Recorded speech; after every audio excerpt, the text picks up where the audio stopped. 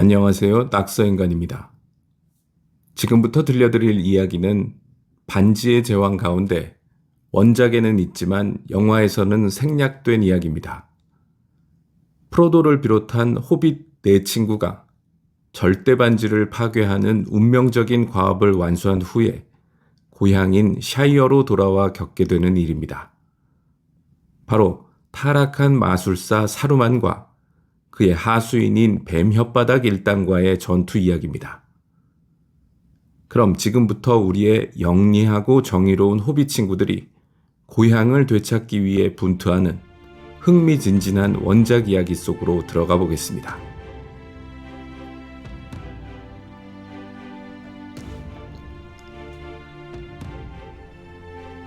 반지의 제왕 J.R.R. 톨킨 왕의 귀환 챕터 8 샤이어 전투. 비에 젖은 피곤한 몸으로 일행이 브랜디와인에 도착한 것은 해가 진 다음이었다. 그 길은 막혀 있었다. 다리 양끝에 대못이 박힌 커다란 문이 세워져 있었다. 강 저편에는 2층짜리 새 집들이 서 있었는데 세로로 길고 좁은 창문에서 커튼도 없이 흐릿한 불빛이 새어나오고 있어서 샤이어답지 않게 음울해 보였다. 그들이 바깥 성문을 꽝꽝 두드리며 소리쳐 불렀지만 처음에는 아무 대답도 없었다. 잠시 후 놀랍게도 누군가가 뿔나파를 불더니 곧 창문에 불이 꺼졌다. 어둠 속에서 어떤 목소리가 소리쳤다. 누구야? 꺼져버려. 들어올 수 없어.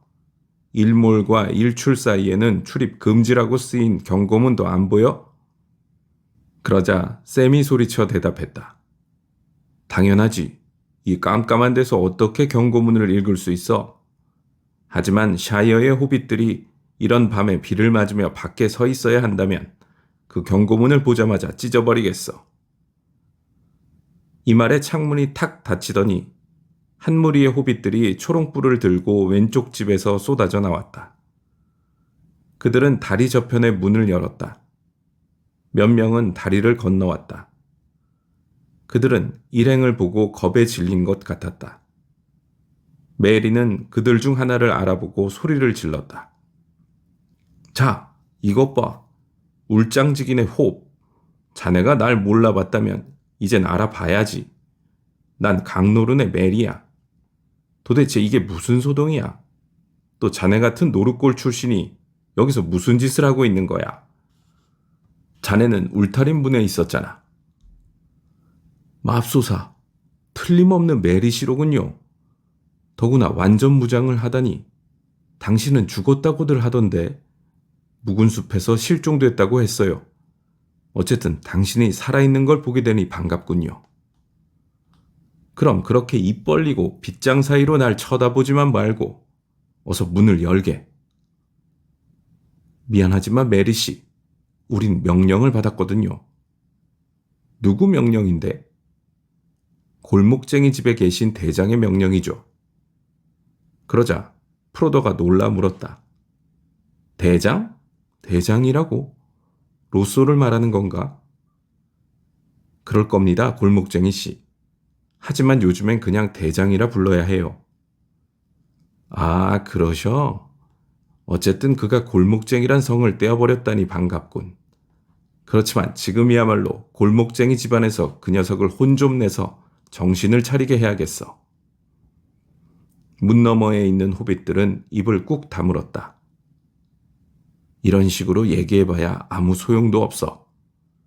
그들 중 누군가가 이야기했다. 대장이 듣게 될 거야. 당신들이 시끄럽게 굴면 대장의 큰 인간을 깨우게 될 거야. 그러자 메리가 외쳤다. 그럼 그가 깜짝 놀라서 벌떡 일어나게 해주지. 만일 자네 말이 그 고귀하신 대장께서 황야의 악당들을 고용했다는 뜻이라면 우리가 너무 일찍 돌아온 것은 아니구만.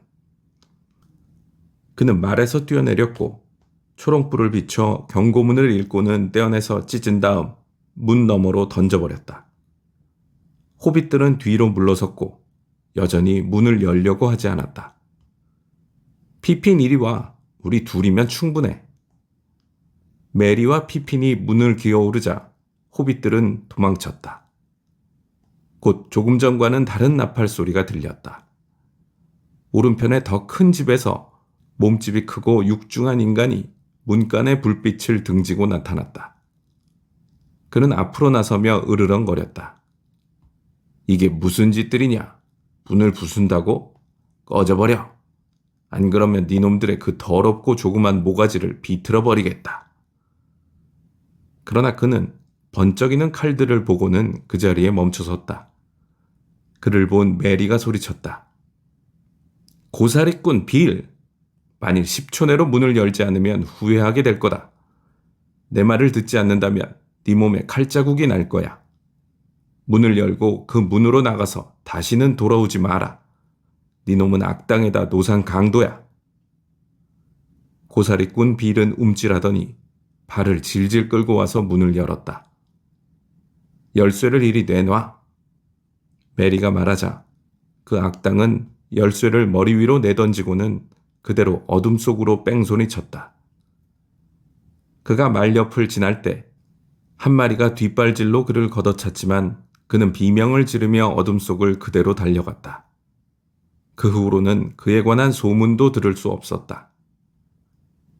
잘했어, 빌. 샘이 조랑말에게 말했다. 자네가 말한 큰 인간은 그 정도로 됐고 대장은 나중에 보기로 하지.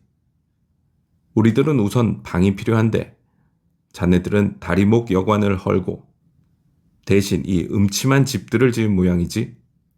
그렇다면 우린 여기 들어가야겠군. 메리가 이렇게 말하자 홉이 더듬거리며 대답했다. 미안하지만 메리 씨, 그건 허용되지 않는 일이라서. 뭐가 허용되지 않는다는 거지? 낯선 사람을 받아들인다거나 여분의 음식을 주는 것 등등이죠. 도대체 무슨 일이 있었던 거야? 작년에 흉작이었나? 아니면 무슨 일이야? 작년 여름과 추수철은 날씨가 좋았을 텐데. 날씨야 좋았죠. 농사도 많이 짓기는 했는데 그것이 어떻게 되었는지는 잘 알 수가 없어요. 수확량을 재고 실어서 보관소로 옮기는 추수꾼들과 분배자들 천지였거든요. 그런데 그들은 분배보다는 수확에 더 신경을 썼어요. 그래서 우리는 그 곡식들 대부분을 다시 보지 못했죠. 그러자 피핀이 하품을 하며 말했다. 자, 이런 일이 오늘 밤 내게는 너무 성가시군. 먹을 것은 우리 자루에 있으니 들어놓을 방이나 주게. 아무 방이나 줘도 지금껏 우리가 지내왔던 많은 곳들보다는 나을 거야. 문에 섰던 호빗들은 여전히 불안해 보였다. 분명 어떤 규칙이 깨어지고 있었다. 그러나 전부 무장을 하고 있는 4명의 노련한 여행자들의 요구를 거절할 수도 없는 노릇이었다. 특히 둘은 유달리 크고 건장해 보였다. 프로도는 문을 다시 잠그라고 명령했다. 주위에 불안당들이 득실거릴 테니 어쨌든 보초를 세우는 것이 합당한 일이었다. 그런 다음 4명의 일행은 경비대 건물로 들어가 가급적 편히 쉬었다. 그곳은 가구도 없는 누추한 곳이었고 불이 잘 피지 않는 작고 초라한 벽난로가 있었다. 2층에는 딱딱한 침대들이 줄지어 놓였고 벽마다 경고문과 규칙들이 붙어 있었다. 피피는 그것들을 모조리 찢어버렸다. 맥주도 없고 음식도 조금밖에 없었지만 일행이 가져온 것으로도 식사를 할 수 있었다. 피피는 규칙 제4조를 어기고 다음날 분의 나무들을 불 속에 집어넣었다. 자, 샤이어에 무슨 일이 있었는지 듣는 동안 담배 한 대 어떨까? 그러자 홉이 대답했다. 지금은 연초가 전혀 없어요. 대장 부하들한테만 조금 있죠. 재고가 다 사라져버린 것 같아요. 연초를 실은 수레들이 옛날 길을 따라 남둘레에서 샤른 여울 쪽으로 내려갔다더군요.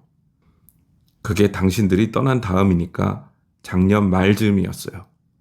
하지만 그 이전에도 조금씩 몰래 빠져나갔죠. 그 로쏘가. 다른 호빗 몇 명이 소리쳤다. 입 닥쳐! 울장지기네 홉! 그 얘기를 해선 안 된다는 걸 알잖아. 대장이 듣게 되면 우리 모두 곤란하게 될 거야.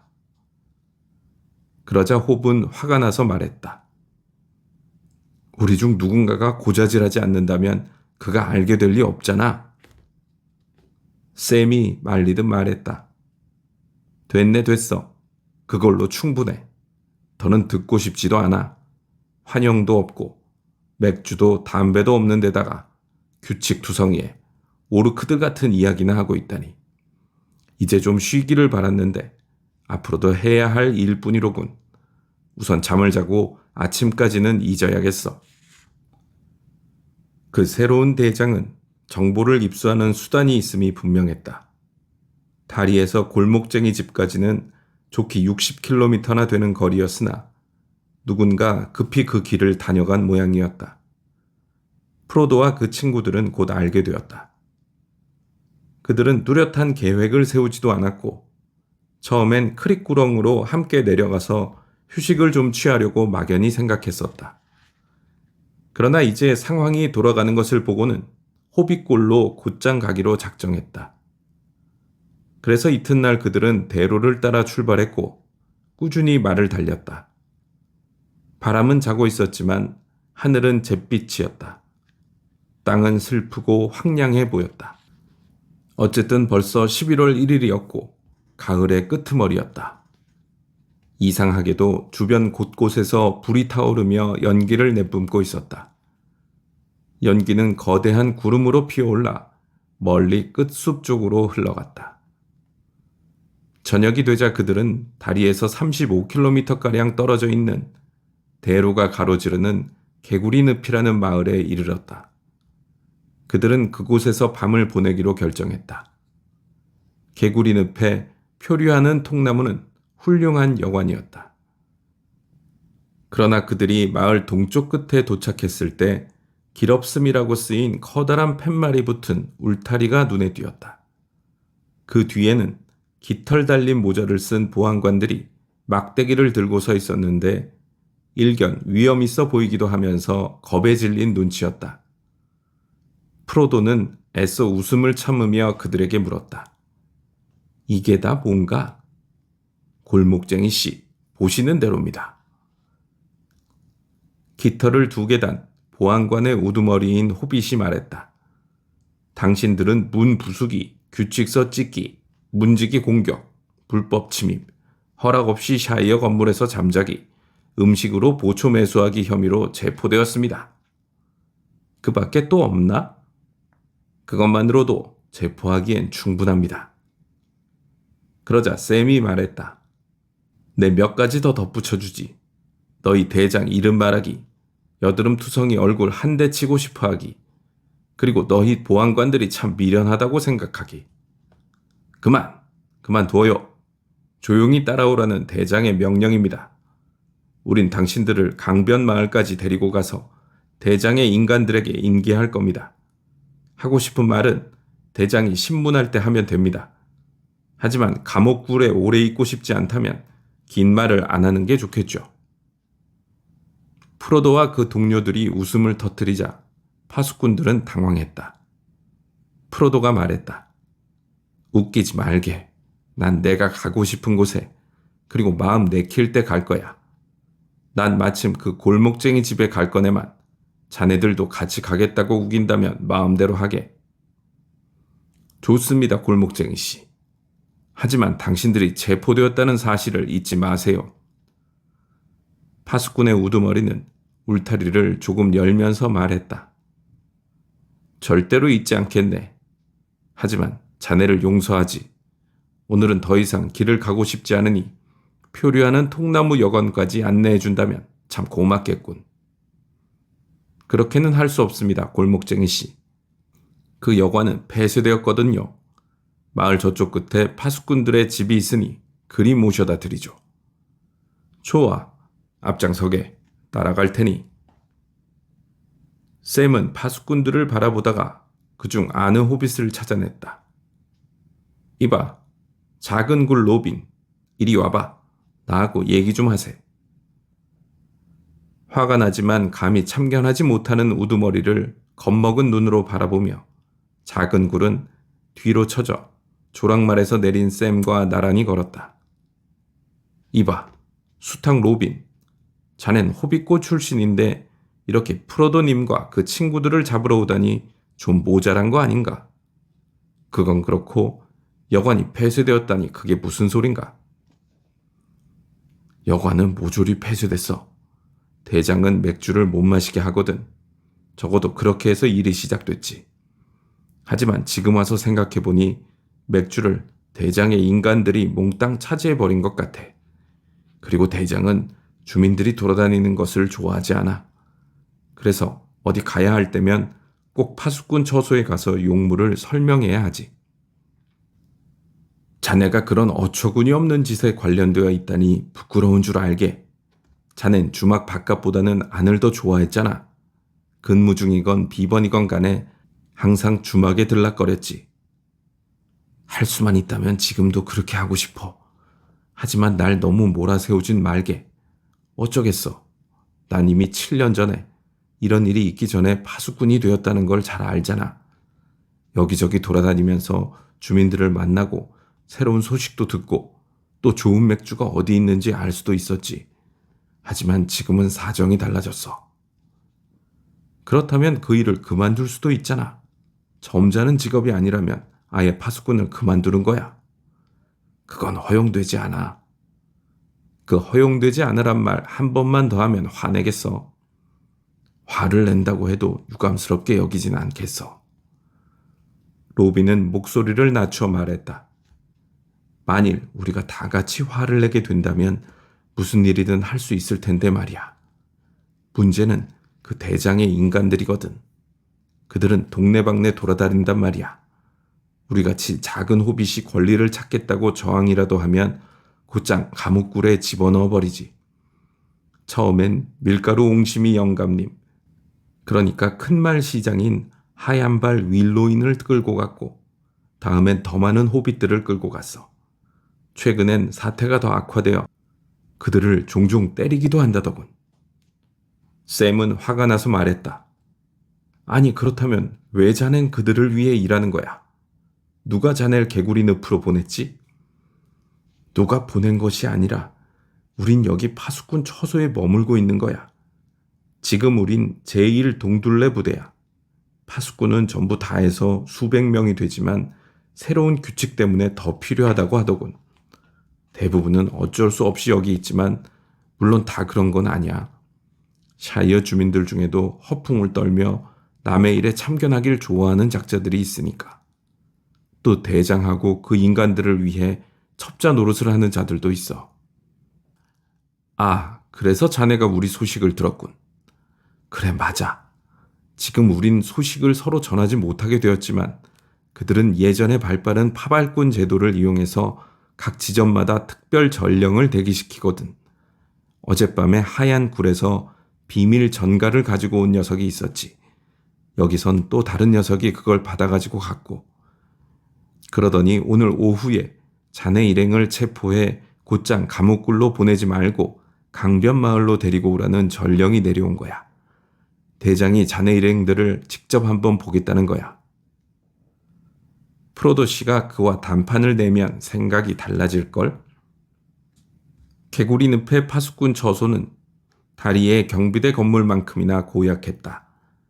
단층집에 똑같이 생긴 좁은 창문이 나 있고 추한 벽돌을 아무렇게나 쌓아 만든 집이었다. 실내는 습기가 차고 어두웠으며 몇 주 동안 닦지 않은 긴 식탁에 식탁보도 없이 저녁 식사가 차려져 있었다. 음식은 식탁과 방에 어울리는 것이었다. 일행은 그곳을 떠나게 된 것이 기뻤다. 강변마을까지는 약 30km 남았고 그들은 아침 10시에 출발했다. 좀 더 일찍 출발할 수도 있었지만 일부러 지체해서 파수꾼 대장의 화를 돋을 요량이었다. 서풍이 북풍으로 바뀌었고 날이 점점 차가워졌지만 비는 그쳤다. 마을을 출발하는 일행의 희한한 차림새를 보려고 나왔던 몇몇 호빗들은 웃음이 허용되는지 아닌지 알 수 없었지만 그 행렬을 보고 웃음을 참을 수 없는 것 같았다. 12명의 파수꾼들이 죄수들을 호송한다고는 했지만 메리가 선두에 섰고 그 뒤를 프로도와 그 친구들이 말을 타고 따라갔다. 메리와 피핀, 샘은 편히 앉아 이야기를 나누며 웃고 노래를 부르는 반면 파수꾼들은 엄하고 진지한 표정을 지으려 했으며 터벅터벅 걸어가고 있었다. 그러나 프로도는 아무 말도 하지 않았고 왠지 슬프고 깊은 생각에 잠겨 있는 것 같았다. 그들 일행이 마지막으로 지나친 이는 울타리를 자르고 있던 건장한 시골 노인이었다. 어이, 지금 누가 누구를 호송하는 거지? 노인이 이렇게 조롱하자 2명의 파수꾼이 열을 빠져나가 그에게로 갔다. 그러자 메리가 우두머리에게 외쳤다. 이봐, 우두머리. 자네 부하들에게 돌아오라고 명령하게. 내가 저들을 어떻게 다루는지 보고 싶지 않다면 말이야. 2명의 호빗들은 우두머리에게 질책을 받고 실죽해서 돌아왔다. 자, 가세나. 메리가 말하자 4명의 여행자들은 파수꾼들이 아무리 빨리 걸어도 따라잡기 힘들 정도로 조랑말들의 걸음을 재촉했다.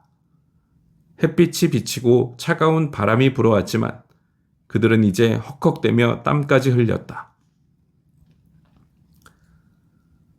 새둘레 경계석에서 파수꾼들은 따라가기를 포기했다. 그들은 정오에 딱 한 번 쉬었을 뿐 거의 23km나 걸었던 것이다. 더욱이 오후 3시쯤 되자 배가 고프고 발도 아파서 도저히 보조를 맞출 수 없었다. 자, 자네들은 편하게 오게나. 우린 먼저 갈 테니. 메리가 말하자 샘도 외쳤다. 잘 가게 수탉 로빈. 푸른 용 주막 앞에서 기다리지. 그곳이 어딘지는 잊지 않았겠지? 오는 길에 빈둥거리지 말게. 당신들은 제 포령을 어기고 있어요. 어기고 있다고요. 난 책임질 수 없어요. 우두머리가 가련하게도 이렇게 외치자 피핀이 대답했다. 앞으로 더 많이 여러 가지를 어기게 되겠지만 자네한테 책임져 달라고 부탁하지 않을 거야. 행운이 있기를. 여행자들은 속보로 말을 몰았고 태양이 멀리 서쪽 지평선 위에서 흰 구릉을 향해 가라앉기 시작할 때 강변 마을의 넓은 연못가에 도착했다. 여기서 그들은 처음으로 고통스러운 충격을 맛보았다. 이곳은 프로도와 샘의 고향이었는데 그들은 이곳을 이 세상 그 어느 곳보다도 사랑한다는 사실을 새삼 실감하게 되었다. 그들이 알고 있던 집들은 대부분 사라지고 없었다. 어떤 집은 불타버린 듯했다. 연못 북쪽에 뚜귀에 줄지어 늘어서 있던 쾌적하고 오래된 호빗들의 집은 버려진 채 황폐해졌으며 물가로 곧장 이어지던 그들의 정원은 잡초가 무성했다. 그보다 더 기가 막힌 것은 연못가를 따라 추한 새 집들이 일렬로 늘어서 있었는데 그곳은 호빗골 도로가 강둑 가까이 뻗어 있던 지점이었다. 전에는 이곳에 가로수들이 늘어서 있었는데 지금은 모조리 사라지고 없었다. 경악한 눈으로 골목쟁이 집 쪽에 길을 올려다보자 저 멀리 벽돌로 쌓은 커다란 굴뚝이 보였다. 그것은 저녁 하늘에 검은 연기를 내뿜고 있었다. 샘은 제정신이 아니었다. 프로도 씨, 전 당장 가봐야겠어요. 무슨 일인지 알아봐야겠어요. 우리 놓친애도 찾아야 하고요. 우선은 우리가 어떤 상황인지 알아야 해요, 샘. 아마 그 대장이란 놈이 악당들을 대기시켜 놓았을 거예요. 여기 상황이 어떤지 알려줄 사람을 찾아야 하는데. 메리가 이렇게 말했으나 강변 마을의 집과 굴의 문은 모두 다 굳게 잠겨 있었고 그들을 반기는 이는 아무도 없었다. 그들은 조금 의아하게 생각했지만 곧 그 이유를 알게 되었다. 호빗골에 가장 가까이 있는 푸른 용 주막에 가보니 그 집은 인적도 없고 창문은 모두 깨어져 있었다. 그들은 주전벽에 기대어 축 늘어져 있는 대여섯 명의 추악한 자들을 볼 수 있었다. 그 자들은 사팔 눈에 누르스름한 얼굴을 하고 있었다. 샘이 말했다. 불의에 있던 고사리꾼 빌의 친구들 같은데? 그러자 메리도 중얼거렸다. 아이센가드에서 많이 본 족속들 같아요. 불안당들은 손에 곤봉을 들고 허리에 뿔나팔을 차고 있었지만 다른 무기는 가진 것 같지 않았다. 일행이 길을 올라가자 그들은 벽에서 떨어져 걸어 나와서는 그들 앞을 가로막았다. 가장 크고 악랄하게 생긴 녀석이 먼저 입을 열었다. 도대체 어딜 가고 있는 거냐? 더는 갈 수 없어. 그런데 그 귀하신 파수꾼들은 어디 있지? 열심히 걸어오고 있겠지. 발이 좀 아픈가 보던데 우린 여기서 기다리겠다고 약속했어. 메리가 대답하자 그 악당은 자기 동료에게 말했다. 거봐, 내가 뭐라고 했어? 샤르케한테 그 조그만 바보들은 믿을 수가 없다고 그랬잖아. 우리 중 몇이 직접 갔어야 했는데. 그러자 메리가 다시 대답했다. 하지만 무슨 차이가 있었을까? 우린 이 지역에서 노상 강도를 본 적이 없었지만 그런 놈들을 어떻게 다뤄야 하는지는 잘 알고 있지. 뭐? 노상 강도? 네 놈들이 그따위로 말한다고? 말버릇을 고치지 않으면 우리가 고쳐주지. 네 놈들, 조그만 바보들이 너무 거만해졌단 말이야. 우리 두목의 친절한 마음씨를 너무 믿지 않는 게 신상에 좋아. 이제 샤르키가 오셨으니 두목도 샤르키 말씀대로 할 거란 말이야. 그러자 프로도가 조용히 물었다. 뭘 한다는 거지? 이 시골도 이제 잠에서 깨어나 모든 것을 정돈할 필요가 있단 말이지. 샤르키가 그렇게 하실 거야. 네 놈들이 이렇게 건방지게 군다면 아마 그분도 인정사정 안 봐주실걸? 네 놈들에게 더 큰 두목이 필요해. 만일 더 문제를 일으키면 네 놈들은 올해가 가기 전에 더 큰 두목을 뵙게 될 거다. 그러면 네 놈들도 한두 가지 배우게 되겠지. 이 쥐새끼 같은 꼬마 놈들아. 너희들 계획을 알게 되니 기쁘군. 난 지금 로쏘를 만나러 가는 길인데 그도 역시 너희들 계획을 듣는데 관심이 있겠지. 프로도가 이렇게 말하자 악당은 웃음을 터뜨렸다. 로쏘라고? 그는 다 잘 알고 있어. 걱정 말라고. 그는 샤르키가 말하는 대로 할 테니까. 우린 두목이 문제를 일으키면 갈아치울 수도 있단 말이야. 알겠어? 만일 조그만 놈들이 쓸데없이 자꾸 끼어들려고 한다면 우린 그 놈들을 해치울 수도 있다고. 알겠어? 그래, 알겠다. 우선 너희들이 이곳에서 시대에 뒤떨어지고 정보에도 어둡다는 것을 알겠어. 너희들이 남부를 떠난 뒤 많은 일들이 일어났지. 너희들 악당들의 시대는 끝났어. 암흑의 탑은 무너졌고 곤도르에는 왕이 돌아오셨지. 아이센가드도 파괴되었고 너희들의 소중하신 주인님은 황야의 거지가 되었어. 오는 도중에 만났거든. 이젠 아이센가드에서 깡패들이 오는 게 아니라 초록길을 따라 왕의 사신들이 오는 거야. 그러자 악당은 프로도를 보며 야비하게 웃었다. 황야의 거지라고? 정말 그래? 어디 실컷 떠들어봐라, 이 조그만 허풍쟁이야. 그렇다고 해서 네 놈들이 오랫동안 빈둥거리고 살았던 이 기름진 땅을 우리가 떠날 줄 아느냐? 왕의 사신이라고? 잘 됐구만. 보게 되면 잘 기억해두지. 그는 이렇게 말하며 손가락으로 프로도의 얼굴을 딱 쳤다. 그러자 피피는 도저히 가만히 있을 수가 없었다. 그는 코르말렌 평원을 생각했다. 그런데 여기 이 사팔뜨기 악당 따위가 반지의 사자를 향해 조그만 허풍쟁이라고 부르고 있다니. 그는 망토를 뒤로 젖히고 번쩍이는 칼을 뽑았다. 그가 말을 몰고 달려나가자 은색과 검은색의 곤도르 의장이 은은한 빛을 발했다. 그는 외쳤다. 내가 바로 왕의 사자다.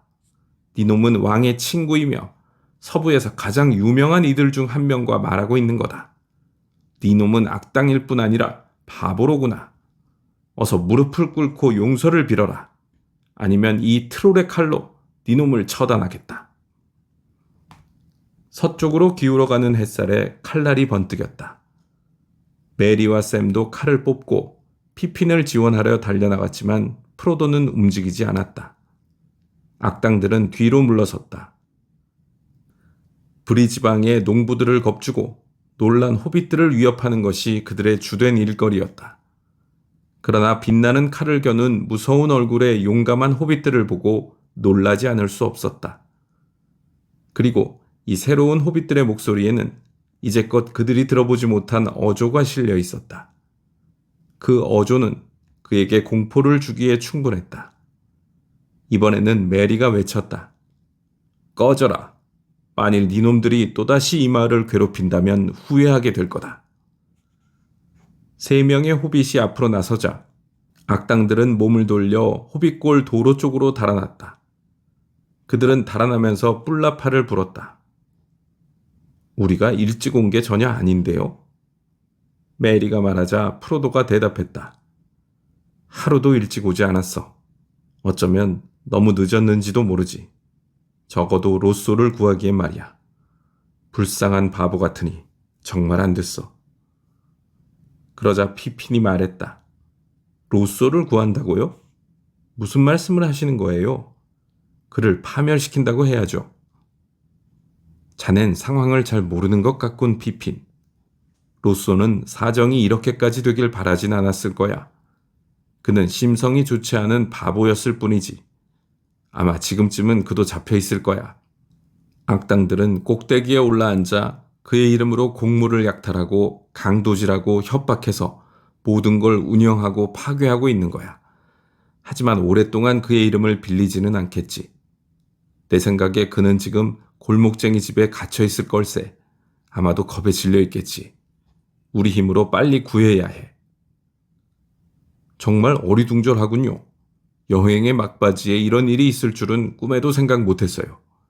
바로 이 샤이어에서 절반은 오르크인 악당들과 싸워야 한다니. 그것도 여드름쟁이 로쏘를 구하기 위해서. 싸운다고? 글쎄, 그렇게 되겠지. 하지만 기억해두게. 호빗들이 적의 편으로 넘어갔더라도 호빗들을 죽여선 안 돼. 내 말은 그저 겁이 나서 악당들의 명령에 복종하는 게 아니라 진심으로 그들의 편이 된 호빗이라도 마찬가지야. 샤이어에서는 지금까지 어떤 호빗도 고의로 다른 호빗을 죽인 적이 없었어. 지금도 그래. 그리고 피할 수만 있다면 어느 누구도 죽이지 않는 게 좋아. 성질을 누그러뜨리고 마지막 순간까지 검을 삼가게. 프로도의 말에 메리가 대꾸했다. 하지만 이런 악당들이 많으면 틀림없이 싸워야 할 거예요, 프로도. 그저 충격받은 채 슬퍼하면서 로쏘나 샤이어를 구할 수는 없잖아요. 그러자 피핀도 거들었다. 물론 안 되지. 그들을 2번 겁주기는 쉽지 않을걸요. 지금 그놈들은 기습을 당한 것에 불과하니까요. 나팔 부는 소리를 들었죠. 분명 이 근처에 다른 악당들이 있을 거예요. 숫자가 늘면 더 대담해지겠죠. 게다가 우린 오늘 밤 어디서 묵어야 할지 생각해야 해요. 아무리 무장을 했더라도 우린 4명밖에 안 되잖아요. 그러자 샘이 대답했다. 내게 생각이 있어요. 우선 남쪽 오솔길로 내려가 초막골레 톰 영감 집으로 가는 거예요. 그분은 언제나 강건했어요. 그분의 아들이 여럿 있는데 모두 내 친구들이죠. 그러나 메리가 반대했다. 안 돼요. 안전한 곳으로 숨어봐야 소용없어요. 그건 사람들이 늘 해온 일이고 또 악당들이 좋아할 일이죠. 그놈들은 우리를 무력으로 급습해서 구석으로 몰아넣고 우리를 쫓아내거나 태워 죽이려고 할 거라고요. 안 돼요. 우린 지금 당장 뭔가를 해야 해요. 뭘 한다는 거지? 피핀이 묻자 메리는 단호하게 말했다. 샤이어를 봉기시키는 거지. 우리 동족들을 깨우자고. 보다시피 그들도 이런 상황을 싫어하잖아. 한두 명의 악당이나 우쭐대느라고 상황이 어떤지를 모르는 몇몇 바보들을 빼고 모두가 말이야. 샤이어의 주민들은 너무 오랫동안 편안하게 살아왔기 때문에 이럴 때 어떻게 해야 할지 모르는 거야. 하지만 도화선만 있어봐. 그들 모두가 불처럼 타오를걸? 그 대장의 인간이란 놈들도 그걸 알고 있을 거야. 그러니까 우릴 될 수 있는 대로 빨리 짓밟아서 꺼버리려고 하는 거지. 우린 시간이 얼마 없어. 샘, 의향이 있다면 초막골의 농장으로 빨리 가. 그분은 이 근방에선 최고이자이고 또 건장한 어른이니까 어서 가. 난 로한의 나팔을 불어 악당들이 들어보지 못한 음악을 들려주겠어. 그들은 마을 중앙으로 달려갔다. 샘은 방향을 바꿔 초막골의 집이 있는 남쪽 오솔길을 따라 전속력으로 말을 달렸다. 그리 멀리 가지 않았을 때 청명한 나팔 소리가 하늘을 울리며 멀리 언덕과 들판으로 메아리 치는 것이 들려왔다. 그 부름의 소리에 너무도 강렬한 호소력이 있었기에 샘은 하마터면 말을 돌려 돌아갈 뻔했다. 그의 조랑말이 뒷다리로 일어서며 울부짖었다. 자, 가자. 우린 곧 돌아갈 거야. 잠시 후 메리의 나팔 음조가 달라졌고 노릇골의 뿔나팔 소리는 대기를 흔들며 위로 퍼졌다. 깨어나라, 깨어나라. 공포와 불과 적이다. 깨어나라, 불이다. 적이다. 깨어나라. 샘의 뒤쪽에서 왁자지껄하는 소리와 함께 문이 쾅 닫히는 소리가 들려왔다. 앞쪽에서는 어스름 속에서 불빛이 켜지기 시작했고 개들이 짖으며 달려오는 발소리가 들렸다. 그가 오솔길 끝에 닿기도 전에 농부 초막골이 세 아들 톰, 졸리, 닉을 데리고 달려오고 있었다. 그들은 손에 도끼를 들고 길을 막았다. 아니, 이건 악당이 아닌데? 크기로 보면 호빗이야. 그런데 기묘한 복장을 하고 있군. 샘은 농부의 목소리를 들었다. 넌 누구냐? 이게 무슨 일이야? 샘이에요. 감진의 샘. 제가 돌아왔어요. 농부 초막골은 가까이 다가와 희미한 불빛 속에서 그를 자세히 쳐다보았다. 그래, 목소리는 맞군. 얼굴도 예전과 다름없어.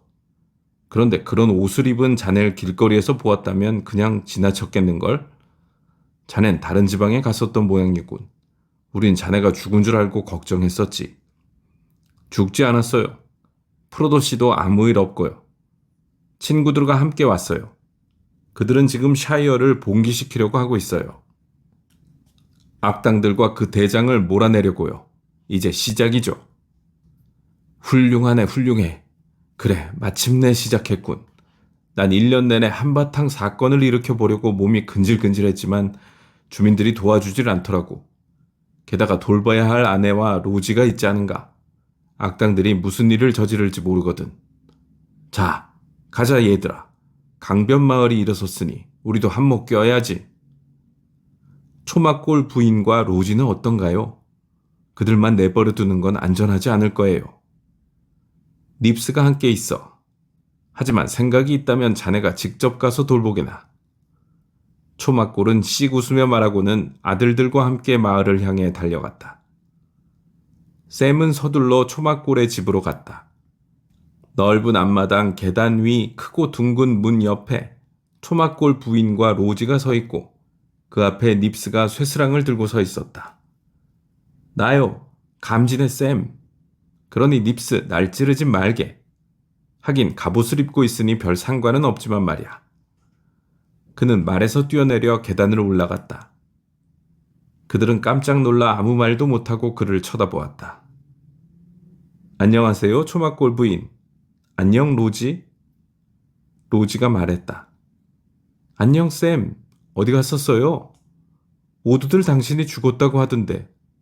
하지만 난 봄부터 당신을 만나길 기대해왔어요. 그런데 당신은 서둘러 오지 않았죠. 안 그래요? 샘은 수줍어하며 말했다. 아마 그랬을 거야. 하지만 지금은 서두르고 있어. 우린 악당들을 처치하려고 하거든. 난 곧 프로도 씨께 돌아가야 해. 부인과 로지가 어떻게 지내는지 잠깐 보려고 왔지. 우린 잘 지내고 있네.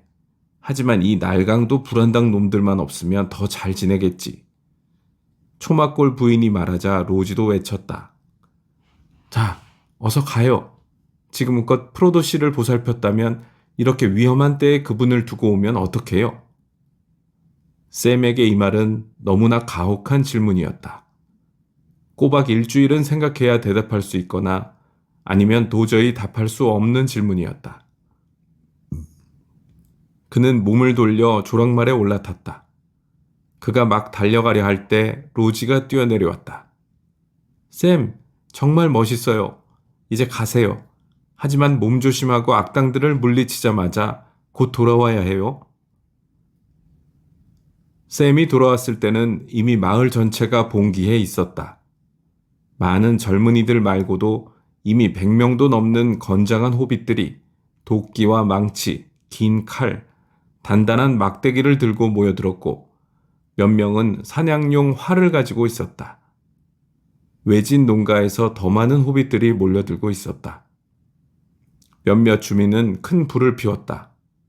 활기를 돋우기 위해서이기도 했지만 불 피우는 것을 대장이 금지해 왔기 때문이기도 했다.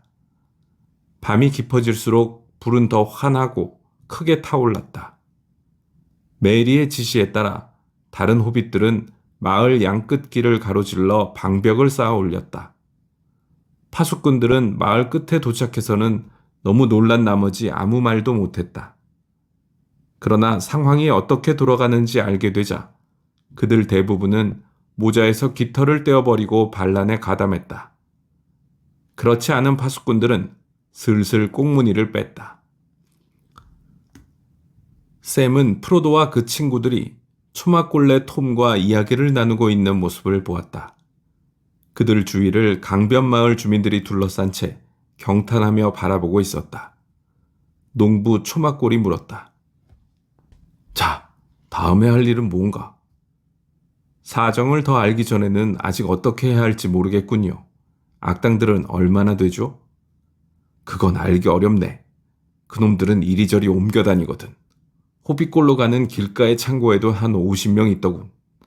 하지만 그놈들은 추수작업이라고 부르는 도둑질을 하면서 이리저리 돌아다니고 있어서 확실하게 알 수 없네.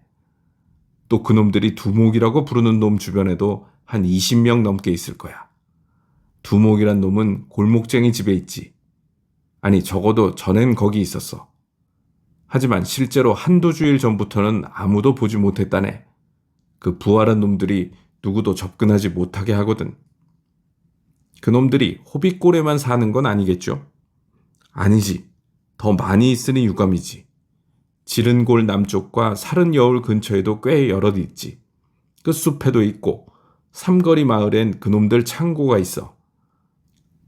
또 감옥굴이라 부르는 곳도 있어. 큰 말에 있던 그 곡물 창고 말이야.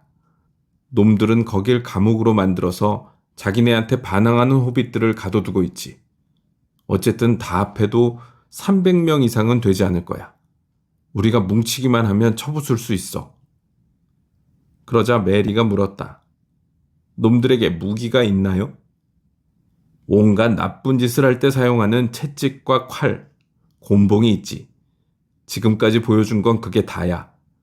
하지만 싸움이 시작되면 다른 무기가 나올지도 모르지. 어떤 놈들은 활도 갖고 있어. 그놈들이 우리 주민 한두를 쏜 적이 있거든.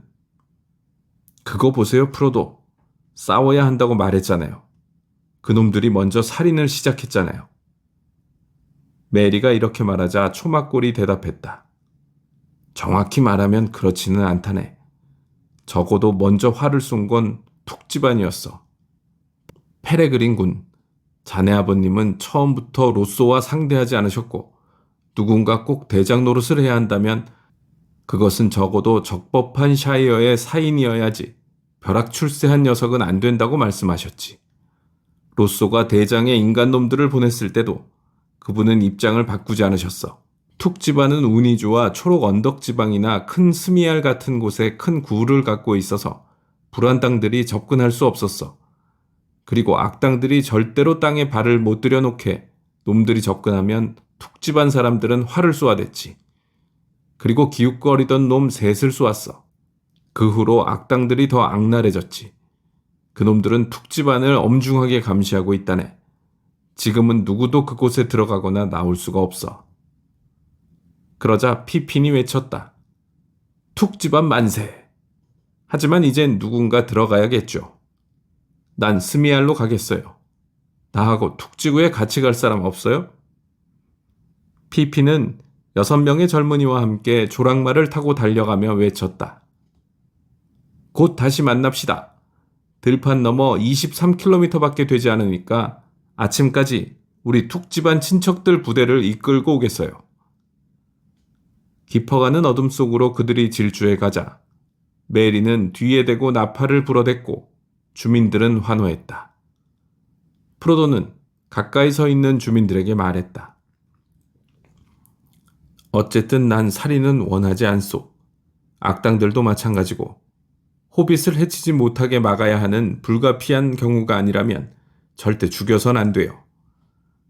그러자 메리가 말했다. 좋아요. 하지만 호빗골의 강도들이 곧 올 거예요. 그놈들이 그저 이야기나 나누자고 오는 건 아니겠죠. 그놈들을 적절하게 다루려고 노력해야겠지만 최악의 사태에도 대비해야 할 거예요. 자, 저한테 전략이 있어요. 훌륭하군. 그럼 자네가 준비를 맡게. 프로도가 말했다. 바로 그때 호빗골 쪽으로 보냈던 호빗들이 뛰어 돌아왔다. 그놈들이 와요. 20명 정도 돼요. 그런데 두 놈은 서쪽으로 가던데요. 아마 삼거리 마을로 갔을 걸세. 악당들을 더 데리러 말이야. 가고 오는데 각각 24km나 되니 아직은 그놈들을 걱정할 필요가 없어. 초막골이 말했다. 메리는 지시를 내리기 위해 황급히 뛰어다녔고 초막골은 무기를 지닌 호빗을 빼놓고는 모두 집 안으로 들어가게 했다. 그들은 오래 기다리지 않아도 되었다. 곧 큰 목소리와 발소리가 들려왔다. 일단의 악당들이 길을 따라 내려왔다. 그들은 장벽을 보고 비웃었다. 이 작은 지역에 자신과 같은 인간 20명에게 대항할 호빗이 있으리라고는 상상도 못했다. 호빗들은 장벽을 열고 옆으로 비켜섰다. 고맙군.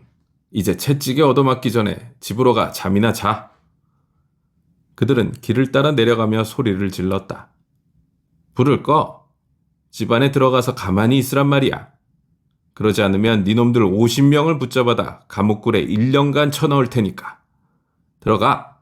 두목이 화를 내고 계신다.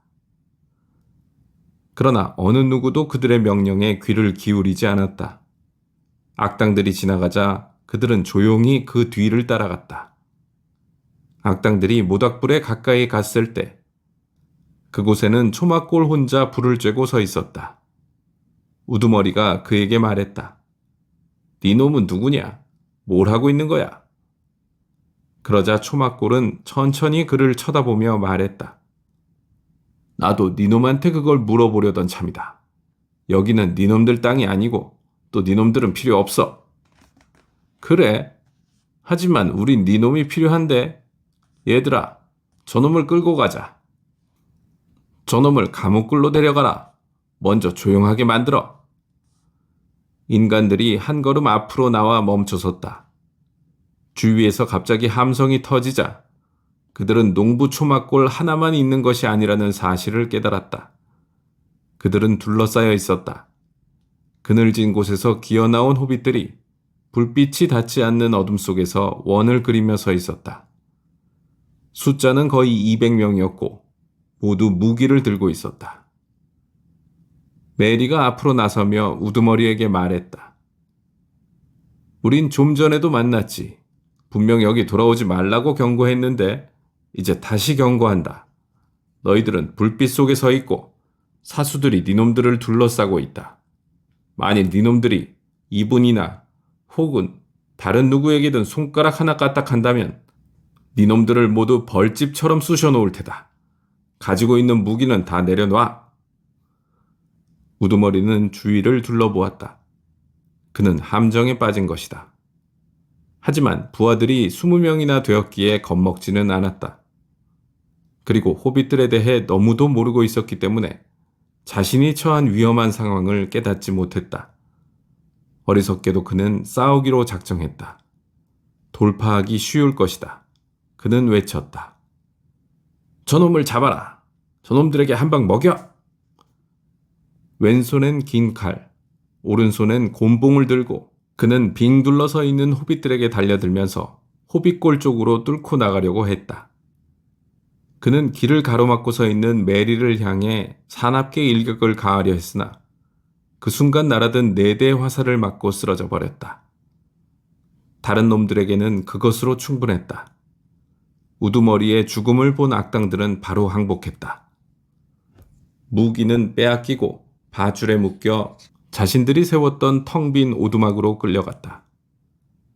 호빗들은 그들의 손과 발을 묶어 가둬놓고 보초를 세워 지켰다. 죽은 우두머리는 끌고 가 매장했다. 끝나고 보니 너무 쉬운 것 같은데 안 그래? 우리가 쳐부술 수 있다고 내가 말했잖아. 하지만 우리에겐 도화선이 필요했던 거야. 메리, 자네는 아슬아슬하게 때 맞춰 돌아왔네. 초막골이 말하자 메리가 대답했다. 아직 할 일이 남았어요. 만일 아까 계산하신 것이 맞는다면 우린 아직 놈들의 10분의 1도 처리하지 못한 셈이니까요. 다음 공격은 아침까지 기다려야 할 것 같군요. 그러고 나서 대장이란 놈을 만나봐야겠어요. 왜 지금은 안 된단 말이지? 6시가 지난 지 얼마 안 됐고 난 아버지를 보고 싶은데. 초막골씨, 우리 노친네는 어떻게 지내시는지 아세요? 샘이 묻자 초막골이 곧바로 대답했다. 좋지도 나쁘지도 않으셔. 그놈들이 골목 아랫길을 파낸 것은 그분께 큰 타격이었어. 그분은 지금 대장의 인간들이 불지르고 약탈하다 남는 시간에 지은 세 집 중에 한 채에 계시다네. 강변마을에서 1.5km쯤 되는 곳이야. 자네 아버님은 기회 있을 때마다 내게 오셨어. 다른 불쌍한 호빗들보다는 꽤 잘 드신 것 같더군. 물론 규칙을 반대한 호빗들 중에서 말이야.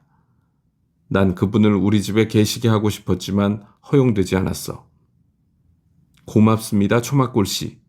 결코 잊지 못할 거예요. 하지만 전 아버지를 뵙고 싶어요. 그놈들이 얘기하는 대장이라든지 샤르키라든지 그런 것들이 아침이 되기 전에 거기서 무슨 짓을 저지를지 모르잖아요. 알겠네, 쌤. 젊은 친구 한두를 뽑아서 그분을 우리 집으로 모셔오게. 물강 건너 옛 호빗골 가까이 갈 필요는 없을 거야. 여기 있는 졸리가 길 안내를 할 걸세. 샘은 출발했다. 메리는 밤새 마을 주위를 지킬 보초와 장벽을 지킬 경비원을 배정했다. 그러고 나서 그는 프로도와 함께 초막골네 집으로 가 따뜻한 부엌에서 가족들과 함께 식사를 했다. 초막골 가족은 예의 삼아 그들의 여행에 관해 몇 가지 물었지만 대답에 큰 관심을 보이지는 않았다. 그들에겐 지금 샤이어 상황이 더 큰 문제였던 것이다. 농부 초막골이 말했다. 이 모든 일이 여드름쟁이 때문에 시작됐어. 프로도 당신이 떠난 다음 이런 사태가 벌어졌소. 여드름쟁이 녀석이 우스꽝스런 생각을 했던 거야.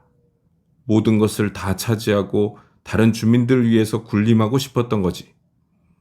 녀석은 사실 그때도 필요 이상으로 많은 재산을 소유하고 있었어. 그런데도 늘 더 많은 것을 움켜쥐려 했지. 그 녀석이 어디서 그 많은 돈을 얻게 되었는지는 모르지만 말이야.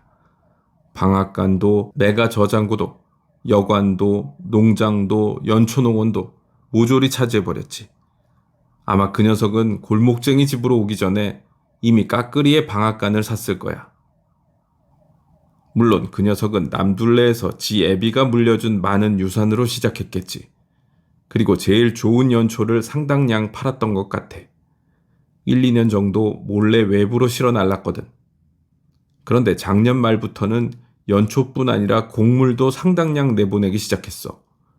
그러자 물건이 달리기 시작했고 겨울에는 더 심해졌다네. 주민들이 붕괴했지만 그 녀석은 이런저런 변명을 갖다 붙였지.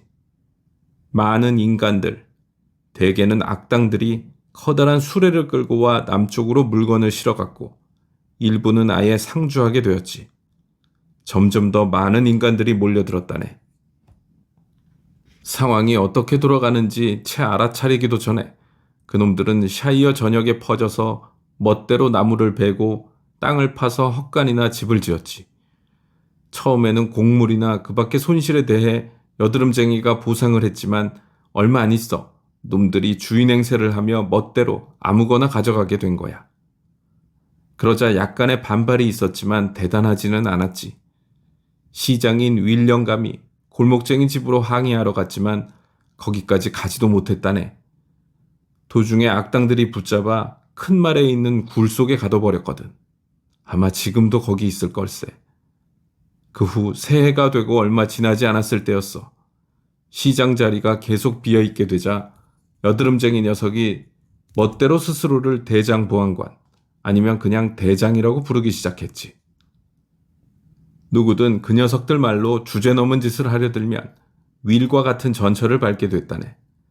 사태는 점점 더 악화되었고 인간들한테 줄 것을 빼곤 담배도 남지 않게 됐어. 대장은 맥주도 금지해버렸지. 물론 인간들에게는 예외였어. 모든 주점과 여관은 문을 닫았고 규칙은 점점 많아졌지만 물자는 점점 더 모자라게 됐지. 그 악당들이 소위 공정한 분배를 한답시고 공물을 거둬들이는 동안 자기 것을 조금도 숨겨놓지 못한 이들은 특히 심했지. 그놈들의 공정한 분배란 자기들은 가지고 우린 가져선 안 된다는 뜻이었던 게야. 물론 파수꾼 초소에서 남은 것을 분배하긴 했지만 그건 먹을 수도 없는 거였지. 정말 최악의 상황이었어. 그런데 샤르키란 놈이 온 다음에는 그보다 더했지. 완전히 망해버린 거야. 그러자 메리가 물었다. 그 샤르키란 놈이 누구예요? 어떤 악당 놈이 말하는 것을 들었는데요. 그 악당들의 우두머리지. 우리가 그놈 얘기를 처음 들었던 것은 작년 9월 말 추수 무렵이었어. 우린 그놈을 본 적이 없지만 골목쟁이 집에 있다네. 그놈이 지금 진짜 두목이라지. 악당들은 그놈이 시키는 대로 하고 있어. 그런데 시키는 일이라곤 대부분 모조리 파괴하고 불태우고 부숴버리는 것이고 이젠 살인까지 하지. 살인을 하면 나쁜 짓이라는 생각도 이젠 없어졌어. 놈들은 나무를 베어서 내버려 두고 집을 태우고선 더 짓지도 않아. 까끄리에 방앗간을 좀 보라고. 여드름쟁이가 골목쟁이 집에 오자마자 그걸 부숴버렸어. 그러고는 더러운 인간들을 데려와 더 큰 방앗간을 짓고 바퀴와 기이한 기계장치들로 가득 채웠지. 그 얼뜨기 테드 녀석만이 그걸 기뻐하면서 한때 자기 아버지가 주인이었던 방앗간에서 인간들을 위해 바퀴를 닦아주며 일했다네. 여드름쟁이가 그러는데 더 많은 곡물을 더 빨리 실어갈 수 있을 거라더군. 그 녀석은 그 비슷한 다른 방앗간도 갖고 있었어. 하지만 재분하려고 해도 곡물이 있어야 하잖아.